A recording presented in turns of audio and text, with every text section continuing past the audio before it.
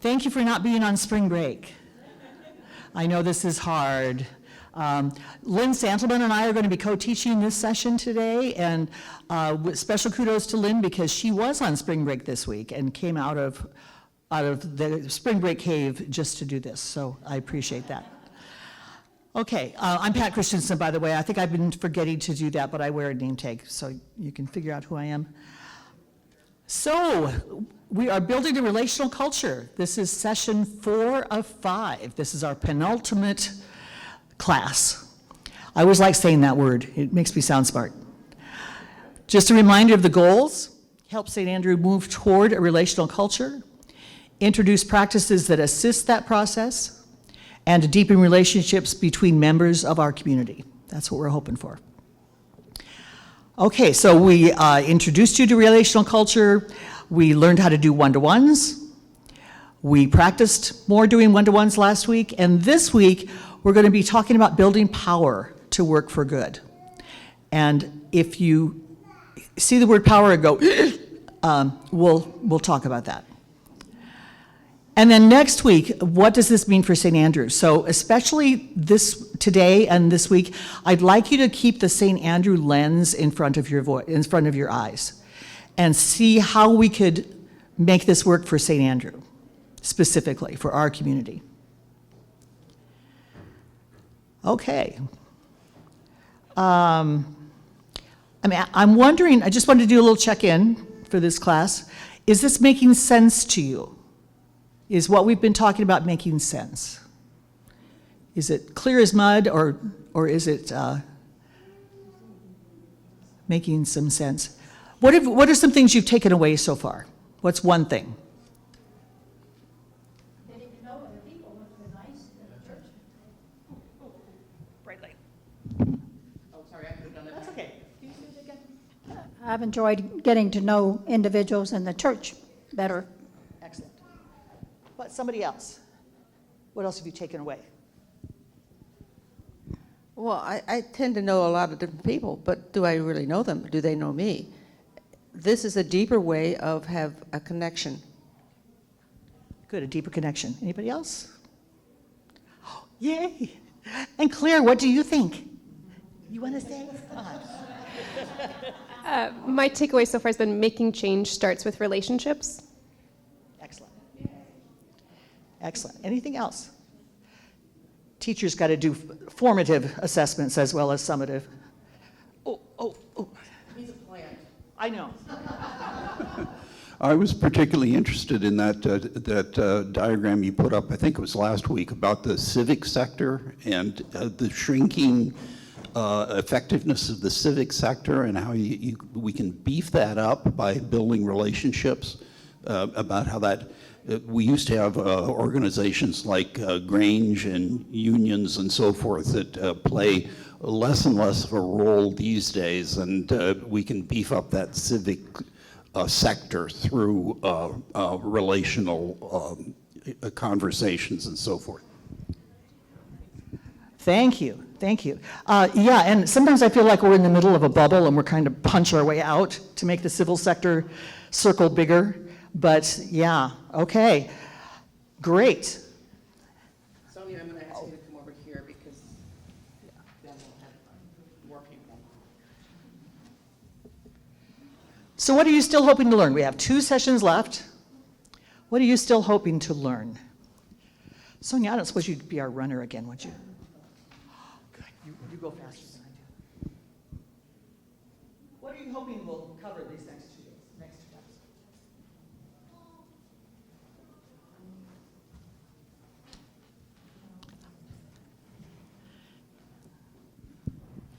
I mean, I'm kind of cheating because you had it on the screen, but That's okay, you read my goals. Nobody reads the goals, yeah. How are we going to use this at St. Andrew?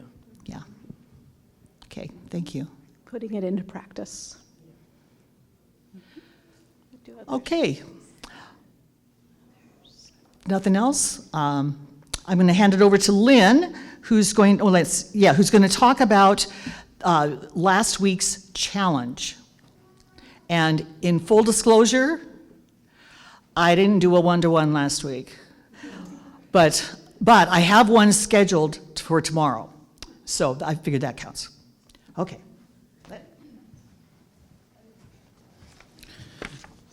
All right, for those of you who don't know me, I am Lynn Santelmann, and I actually may have achieved the status of longer time member. I haven't been here as long as Pat has, but my kids grew up here and they're now 20 and 23, so I think, that's just a few years. The other thing is to clarify, I'm a faculty member at Portland State, and for spring break, grades are due on Tuesday of spring break, and we turn around and teach on Monday. So spring break for faculty is Tuesday evening. Which is pretty, which if you see us all grumpy by the first week of June, this is why. So, what was last week's challenge? I wasn't here. I was actually in Denver at a conference. So not only was I not spring breaking, I was conferencing. So if someone could tell me what last week's challenge was, that would be good. There's a hint. Sweet tarts.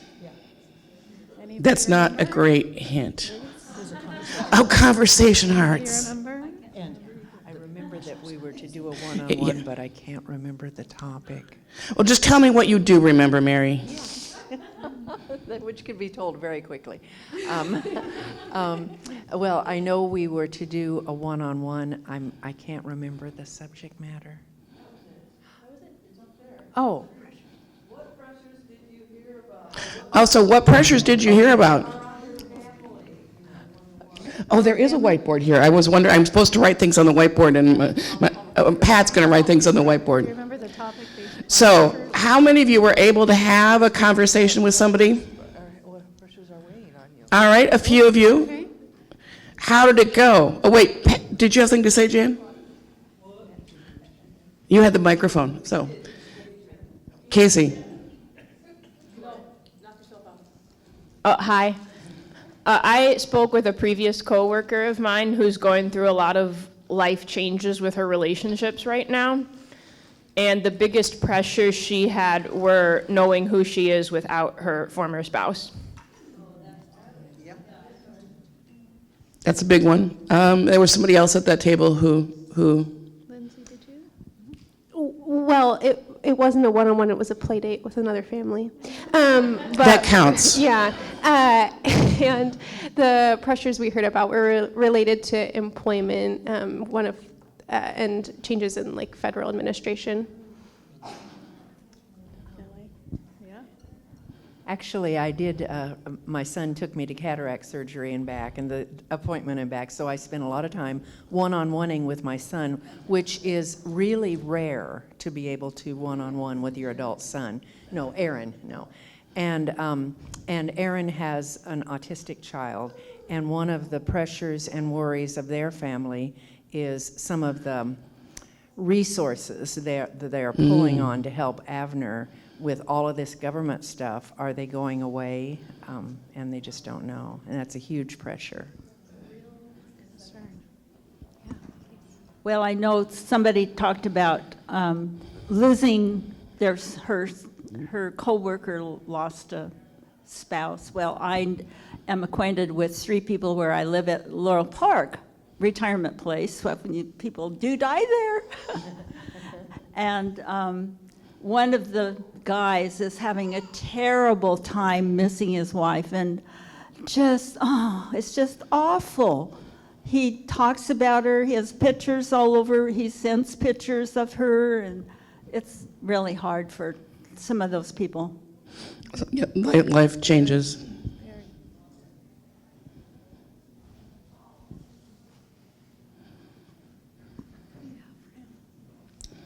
I didn't realize I was supposed to do one-to-one, but we had our supper group lunch, and so we were talking about that, and one of the members was talking about an employee here who had driven her away from this church, and so she'd gone to another one and has now come back, but all the feelings about that and how she brought another person with her, so now we have 2 active members there.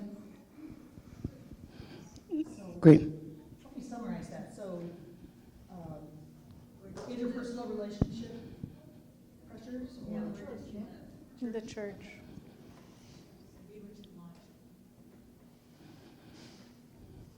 Anybody else?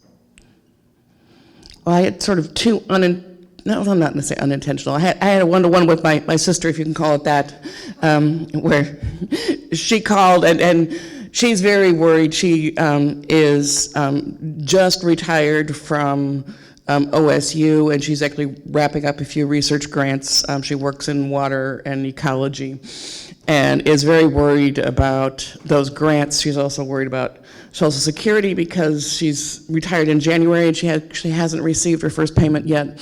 And yes, and you know, so the closure of Social Security offices and things like that. And then I actually had a lovely long conversation with my son last night or yesterday afternoon, and he's in Minnesota, and he's actually part of an activist group called the Three Rivers Pipeline.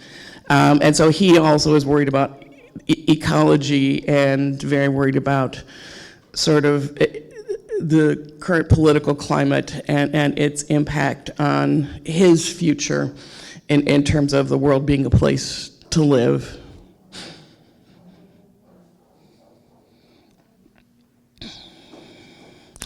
All right, are there other pressures that people have heard about, not necessarily in one-to-one, that we haven't got listed here? You probably can't read this because I write small. How did you be a teacher for all those years and write small, Pat? Oh. My roommate is a dancer. He's a choreographer and in the arts, and is between jobs, as we tend to be in the arts, and so he's looking for a job.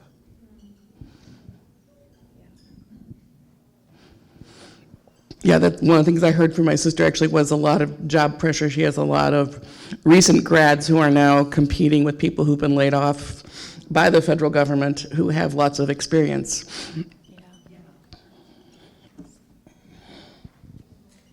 My daughter is a middle school counselor up in Camas, and so she is worried about in dealing with the undocumented students that they have in school. And the biggest worry is that the kids will come home to an empty house.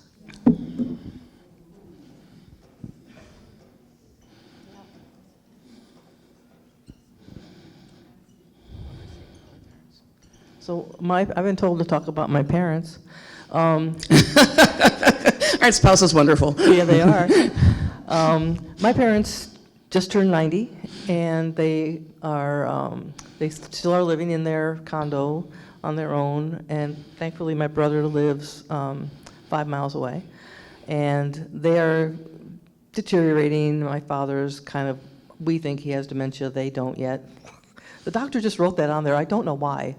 So, anyway, they are going through the, how do we take care of ourselves, not just ourselves, but all their things that they have to do and their place. And they are, I believe, never intending to go live in somewhere like Laurel Park or anywhere. They just are going to stay in their place until that's that. And so we're trying, my brother and I are trying to get them to have someone come in, because you can do that. And they certainly have been wonderful with their money, and they can afford someone to come in. And I want to be like my parents. They keep finding money. I don't know how they do that, but my mom just found out that she can get Social Security now. She couldn't before, but now she can because of something Biden did. And so, yay, thank you. But so now she has all this extra money. We said, you can afford someone to come in and do your laundry and sweep your floors and do that stuff, but they don't want a person in their house. So it's this, how are we dealing with where we're going and how we're going forward? Is that it? That's what I was supposed to say. You can barely see the puppets. We don't talk about that at all. No, never, never. Every time her brother calls, we have to have a long conversation. I think it's a good reminder is that even with family members, sometimes we have superficial conversations, and going sort of that one level deeper with family members helps us build relational networks that are supportive, and one of the things we know that leads to longevity is these supportive networks. All right, I am going to turn it over now to Pat, who is going to talk about relational culture and disaster preparedness. Oh, well, there we go. We missed that one. And I will hand out the... Can you put one of those per table? Or maybe you and Sonia? Yep. And this side up. There are two sides. Don't look at the back. Okay. It's a secret. All right. Here, I'll do the pens, you do that. The back is a secret. We're going to talk about in a little bit. I've been trying to sell the notion of how beneficial a relational culture is. And therefore, it is worth the effort that it takes to build a relational culture. One of the benefits of a relational culture is you get to know who has the chainsaws. This came out of a question, a conversation. Actually, last year, Luann and Liz and I were part of a cohort from the Sacred Organizing House from the ELCA. And the one we did last year was emergency preparedness and disaster preparedness. And one of the activities was, and this is really effective in your neighborhood, so if there was an earthquake like they had in Myanmar, and there's a tree on your house, who do you know who has a chainsaw? And better yet, who do you know who should use a chainsaw? Because not everybody who has one should be using it. But you are not going to use that chainsaw. but it's more than just the chainsaws. It's thinking ahead. So like when I think about our cul-de-sac, 3 of us are teachers. I don't know what that would do for us, but we got something. I know who has the big car. One of us has an RV, so if there were really bad disasters, we could all squeeze into that. But frankly, I don't know a lot. Our neighbors have chickens, so we could be fed. Other than that, I'm not really too confident in what are other skills. One of our neighbors is a nurse, so she could bandage the wounds and all that sort of thing.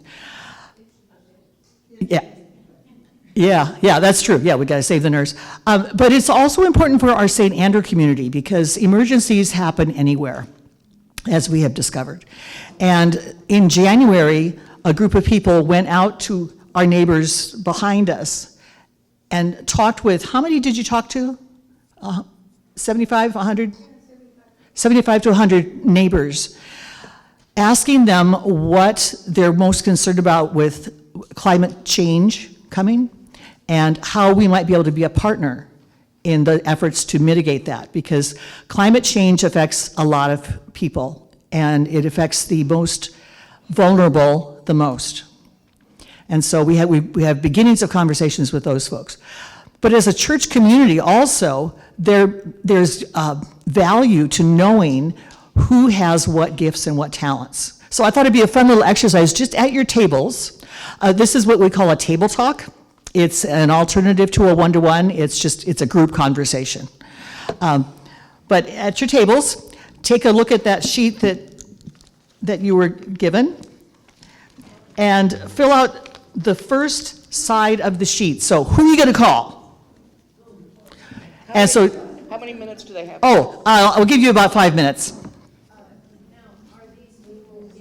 Yes, so yeah, thank you. So people in the church community. So if you wanted to remodel your bathroom, who would you talk to?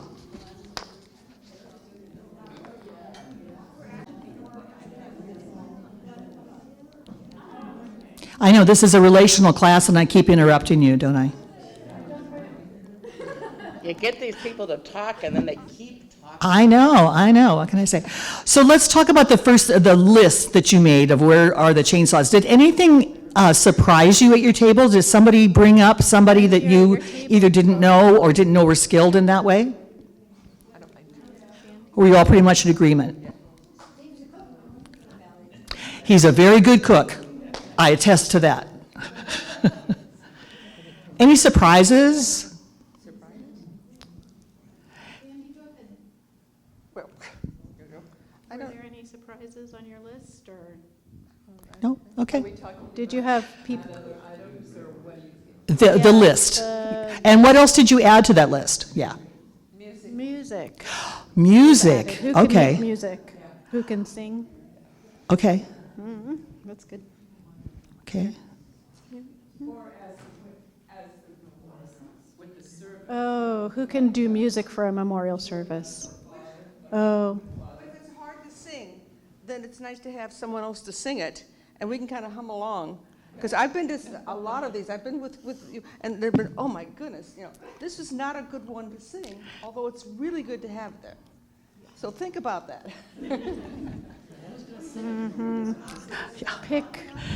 pick easier hymns for your memorial service. That's the. I'll go home and work on my list. The hymns are always chosen by the families, and so we can pass the buck there. I want you to keep these kinds of questions in mind as you're having one-to-ones with people, because this is another way to get to know a little bit more about somebody. And especially the memorial service question. Did anybody come up with something that you think, and no, but this is like playing two truths and a fib, which I used to do all the time with my students. Is there anything about you that you think people will be surprised to hear when you are in the little urn in the front of the room?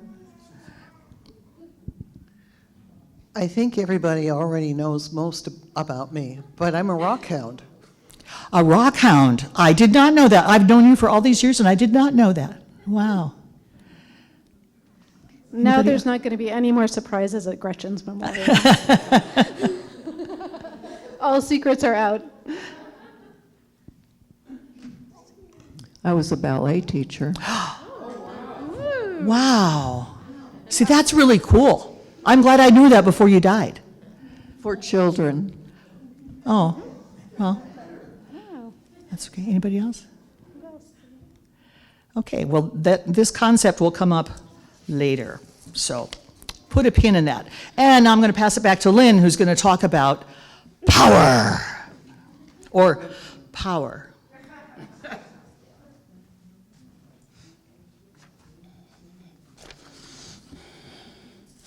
All right, so I'm going to have you now, another benefit of relational culture is that it builds power.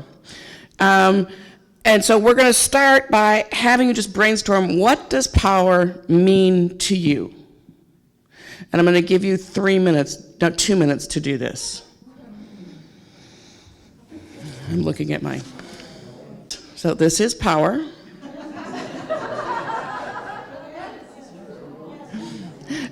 This is also an image we have for power, or, that kind of power. So what else did you write down, or what else did you come up with? And what were some of your emotional responses to this word? Yeah. Okay, we were kind of linking power with change, because it's part of that. And with changes come a lot of emotional responses, a lot of fear maybe, because you don't know what's going to happen with the change. And also the possibility, also we linked leadership with some of the power, hopefully good leadership. And then worry, because you don't know what the change is how it's going to impact people or yourself. Right, and fear and worry aren't quite the same thing, are they? Yep, same thing. What about at this table?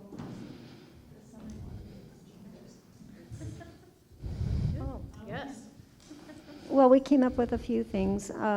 What power means in terms of influence and the ability to make change and have persuasion and getting things done. And then on the emotional side, people could be afraid, or if they hold power, they could be emboldened to do things.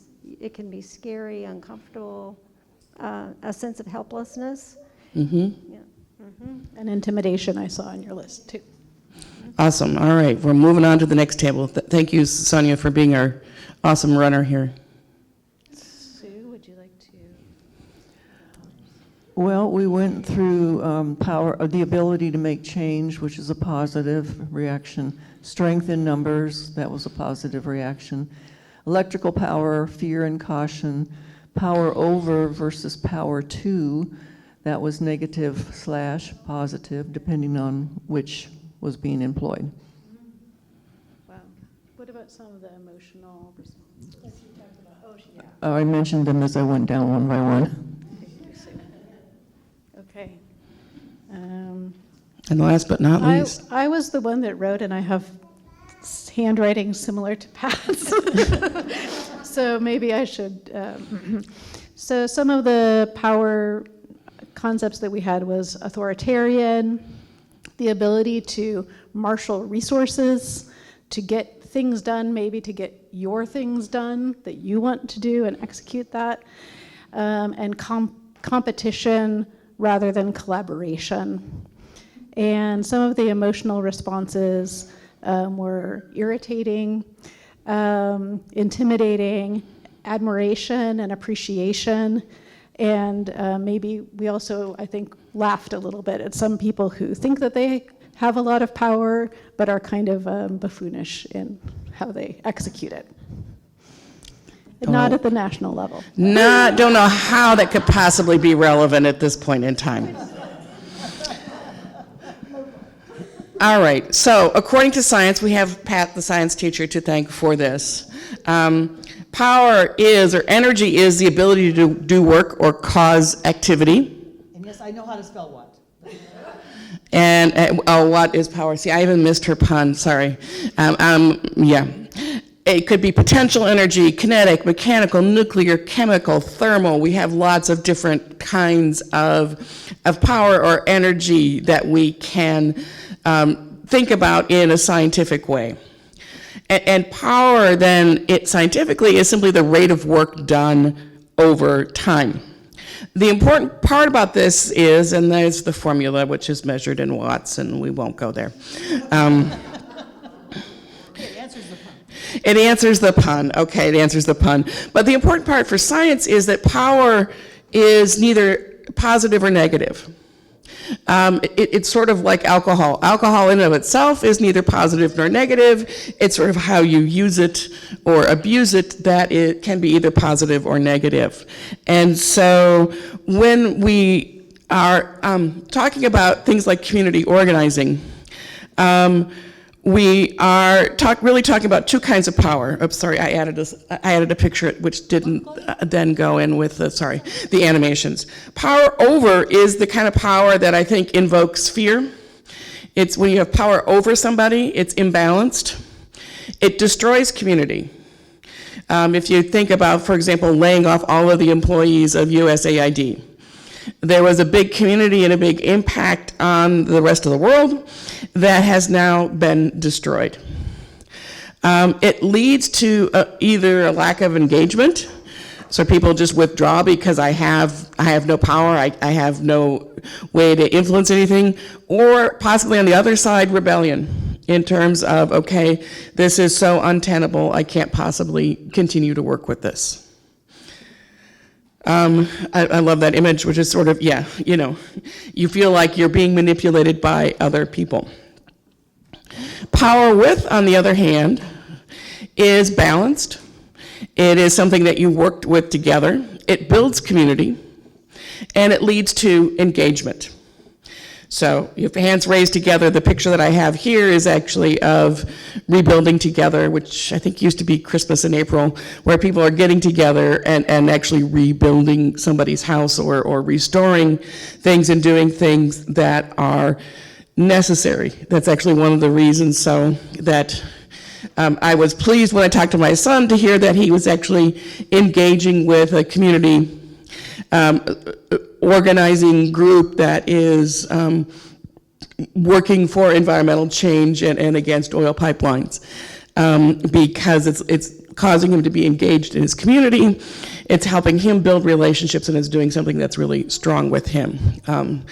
My daughter is currently heavily engaged with the Lutheran campus ministry at the University of Minnesota. She gave an awesome sermon last week. And so, yes. And again, that is not only leading to community, but I think it's also leading to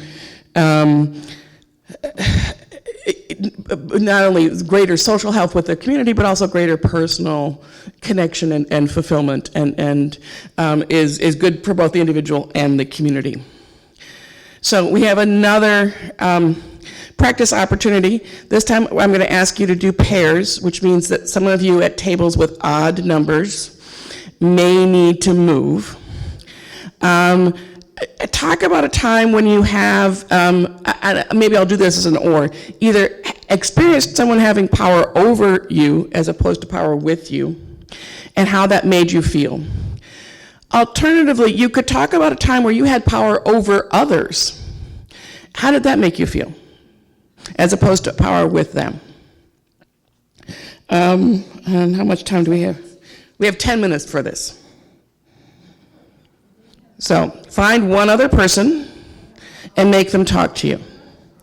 About 5 minutes each.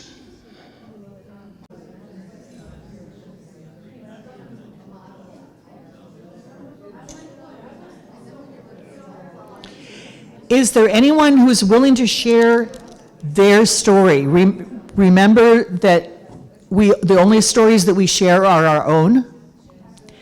So if there's anyone who is willing to share a story of when you experienced power over, I taught in Catholic schools for over 30 years. There were several times that someone had power over me and it didn't feel very good. Not especially. Okay, this is optional. This is optional. But trying to think on the negative side. I had power. I could remember when I was in Boy Scouts, and in our little den there, it got to the point where we got split up into 2 dens, and all the fellows my age lived a few blocks away, and they were split off from me, and I was with a bunch of new ones that lived a few blocks away that were good friends, younger. And so there I was, the den leader, and I can remember going camping, and we had to gather firewood. I could not get them to pick up firewood. Oh. It was a total failure. So I had no power. So that would be a time you'd want to build power with and get them all involved, right? Yeah. So my practice as a nurse was mostly in critical care, and I would say 90% of, and it's hierarchical. The physician is on the top, and then the nurse. And I would say 90% of the time we had collaborative relationships. My job was to advocate for the patient. And so oftentimes advocating for the patient means I make a recommendation to the physician. And most of the times the physician would work with me, or if they had another plan, they would explain why they're doing it this way. But occasionally I would work with physicians who, it didn't matter what I suggested or what I said, they were going to do something different. And they were going to not explain, so I'd say, help me understand why we're doing this. And they say, because I said so. The because I said so thing. So I think that that was, not only did I feel powerless, I felt like I couldn't do what I needed to do for my patient. And that was even worse. So it impacts your sense of competence. Yeah. Anybody else? Well, as a teacher, you do have a lot of power over a group of children, and I think you have to be very, very careful with that. I mean, you obviously have to keep class control, but I know when I was teaching junior English that I had all the college-bound kids. I had the cream of the crop, and there were 4 classes of them. And when you're teaching a piece of literature, somebody is kind of interpreting it for you. And I wanted to make sure my kids could think on their own. So I was just telling Sandy that if they took it, they put an answer down on a test that was different from what I was looking for, I used to tell them, well, come up to me, defend your answer, and if you can justify something, I'll give you credit for it. And that was trying to, alleviate some of that power struggle and so forth like that. And then the other one was when I was a substitute teacher.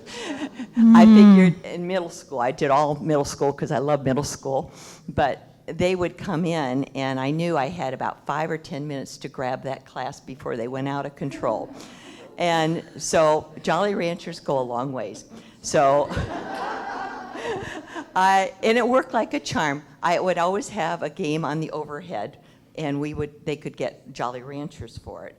So, and then that gave me control over the class for the rest of the time. They thought Mrs. Swan was wonderful. She brought Jolly Ranchers.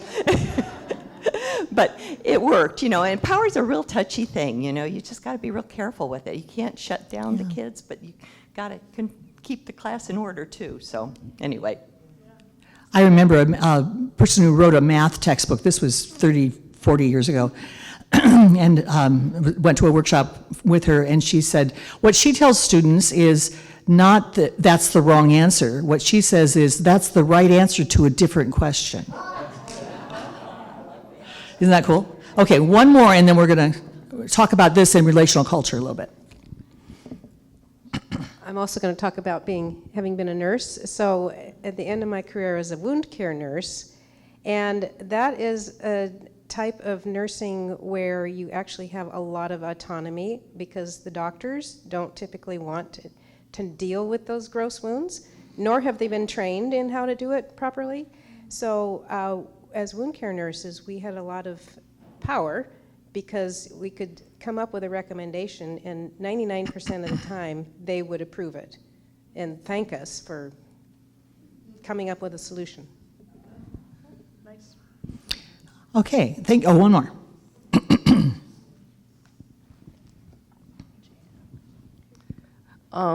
So in the relational kind of way, I was, at the end of my career, a manager of lots of people and stuff. And I always tempted to be more of a manager than a boss. And I always tried to work with people and do the power with kind of thing. But something about just who I am, I suppose, didn't afford me that. I learned that people were afraid of me. People didn't want to bring me things and how they did it, and they just wanted to have me tell them how to do stuff and stuff, because I guess I have a strong personality, I guess. And no, she told me, no. So, what? Oh, she says I was even stronger at work than here. So just go with that. But I tried really hard to get from people, to have them do their own thing. And now that I'm doing this thing with the Synod and this other church, I've noticed that I think people are afraid of me again. And there's no reason to be afraid of me. I want to work with you, and what are you good at? And you can do this, and let's do this. But they kind of still just put themselves in a place that I didn't put them there. I didn't think I put them there. So that kind of is a inner, what am I doing to cause this person to feel this way? Or am I causing it, or are they just bringing it to the table? I don't know which. So relationally speaking, I think it's hard to have power with rather than power over, depending on who you're in relation with there. Thank you. We could have a 3-hour conversation about that sort of thing. But it's especially important as we're talking about advocating for people who are oppressed or people who are not getting the same amount of support that those of us who are privileged get. Because there's such there's such a tendency to want to go in and say, I know what you need, just do it my way and everything will be fine. Especially if you've been in charge of a classroom or a department or something. It's like, just listen to me and I'll get it. We call that the white savior complex, because most people who do that are white people who are privileged, and it's a real danger in organizing. So that's why we look at things a little bit differently. So in a relational culture, people who are impacted by a pressure or an issue are empowered to work toward a solution. The way you build power with is that you bring everybody to the table. So if you're interested in helping people who are homeless, you talk to people who are homeless. If you're interested in helping people who have substance abuse issues, you talk to people with substance abuse issues. Okay, and that's why we start with listening. And I have about a minute left. I think I can summarize this story. About 3 or 4 capital campaigns ago, I can't remember the name of the consultant we hired, but I've never forgotten this story. There was a church in California who looked around one day and said, "We don't have any children. We need to have some children." And so they said, "I know, let's build a gym. We'll build a gym and then the children will come." So they spent all this money on this gym and outdoor playground and everything. And then they found out that the neighborhood had no children. Because they didn't start by asking, are there children? You know? So we start with listening. We got to, here's your, okay. Oh, yes, that's true. I hadn't thought about that. I was just going to tell the old bad joke, for people in the Midwest have heard this, that you never tell secrets in a cornfield because it's filled with ears. Sorry. Okay. I told you about a listening session that was scheduled for April 6th, which would be next Sunday. That has been postponed, but it will be coming soon. It'll be at Spirit of Grace, which is in the west side. So when that date is announced, I really hope that you will attend and bring other people. It's not a religious thing, it's a organizing thing. We want to hear people's stories. Okay, so here, I told you this would be back. Another challenge for the week, another talking point. At your memorial service, what might people be surprised to learn about you? Another way to get to know that deeper layer of folks. Okay. Oh. So you're supposed to go ask other people this question? Yes. Yeah. Well, do it in a one-on-one. I'm sorry. Do it in a one-to-one. I'm sorry. I did not make the directions clear. I apologize.